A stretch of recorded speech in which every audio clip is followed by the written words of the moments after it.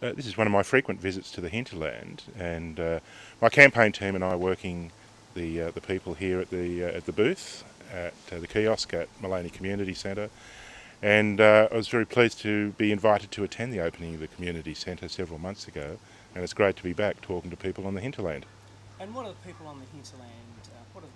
What have you gathered so far? Um, in speaking to people all around the electorate, but particularly hinterland-specific issues, they're concerned with general issues like the hospital, which just really looms large in people's minds, the downgrade of the public hospital, and congestion on in our transport networks, all those generic things. But there are some specific issues. For instance, someone tackled me on dairy farmers and the effect that Coles and Woolies and their vast market share is having on driving down price of milk, and that's critical. And of course, up here, I think people are more acutely aware of environmental issues than possibly elsewhere. So that's one that animates people, and I get a lot of feedback and input from people regarding those issues.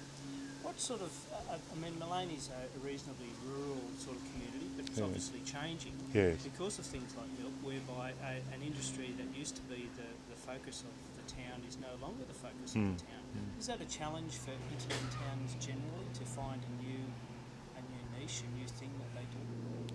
It's probably symptomatic of Australia generally, where things aren't the way they used to be. For instance, in my own case, I started as a steel worker, and as we know, manufacturing's not what it used to be in this country, and that means learning to adapt.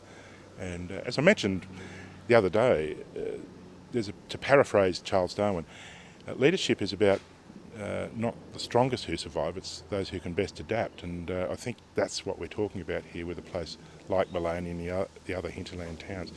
Can they move from a rural dominated economy to more tourism, more high tech?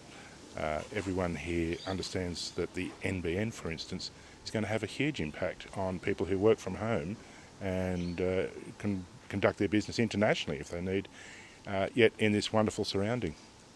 On the NBN, what practical things do you think can be done to get the NBN here? It's not slated to be here for another 3 years, and 3 years in digital terms is an eternity. Yes, it is. So, Yeah. what sort of things would you be looking to do? I think this is really my thesis about running, is that Fisher and the other electorates in the coast and hinterland have not been served well by continually returning candidates from one party.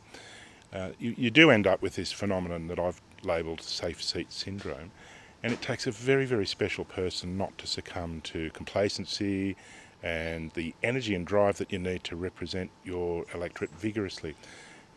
I think the people of Maloney and the hinterland and the coast generally would be well served by making this election much tighter than it has been, to say, right, maybe we should advance the NBN in terms of timing. Maybe we should start looking at more expenditure on improving the Bruce Highway because this seat is now in play. If it's another walkover, the same as we've had in the past, it's not going to prompt government of either complexion to really take notice. You don't get 10 candidates standing for no reason. It's because there's a level of dissatisfaction with both major parties. Let's not run away from that. The Greens have always been particularly strong here. They've got a great candidate in Gary. And we've got these other parties like Cato and Clive Palmer's party.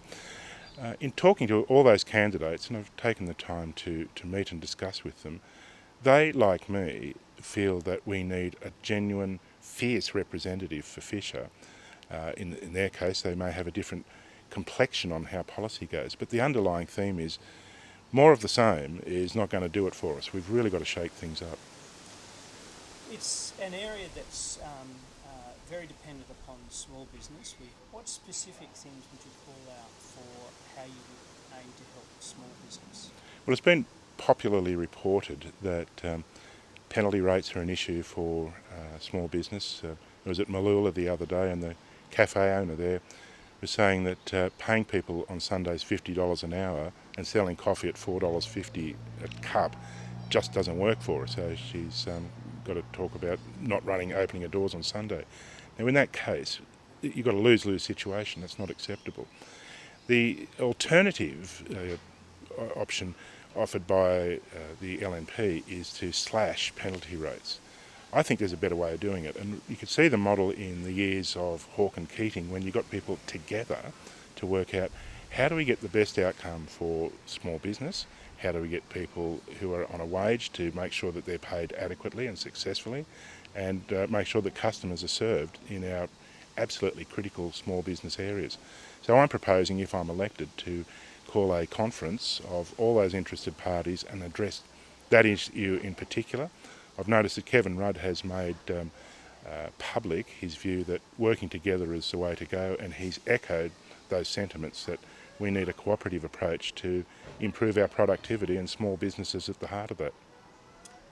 The asylum seeker issue, it's obviously a very sensitive one. Yes.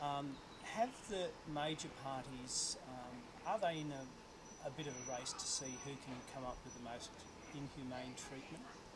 Yes. Look, I don't want to discount the emotional response that we all have to these people living these wretched lives and exposing themselves to the awful dangers of being in unseaworthy boats. As someone who's spent a lot of my time at sea, I know what's involved firsthand in rescuing people, and particularly in bad weather.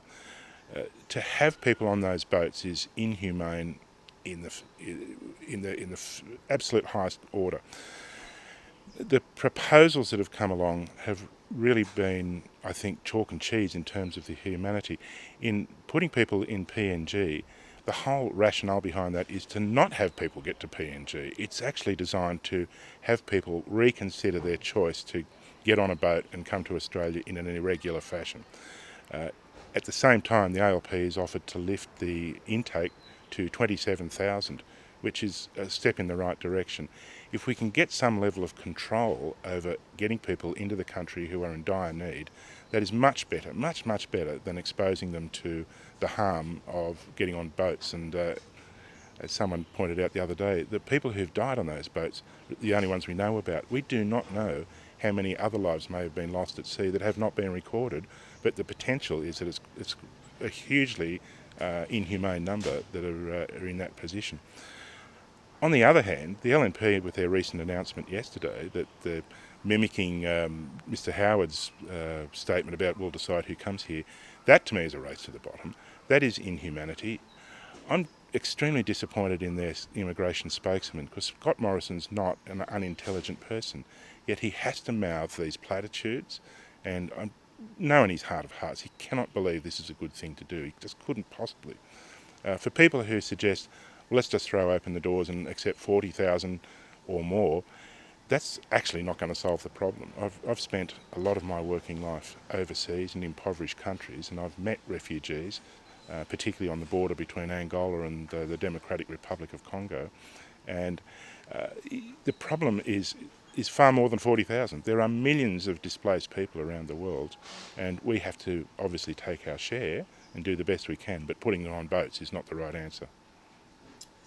What do you hope to achieve from having run in this election?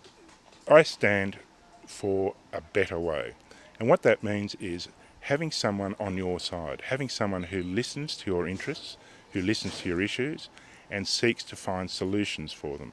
I think the role of government is to create an environment where people can achieve their best, their potential, where we look after our children as the next generation, where we care for the environment. As a spokesperson for all those interests, I will fight fiercely for the rights, the needs, the aspirations of the people of Fisher. I don't think that's been done as well as it should have been in the past, and I think this is a real chance to make a change in the way things are done for a better way.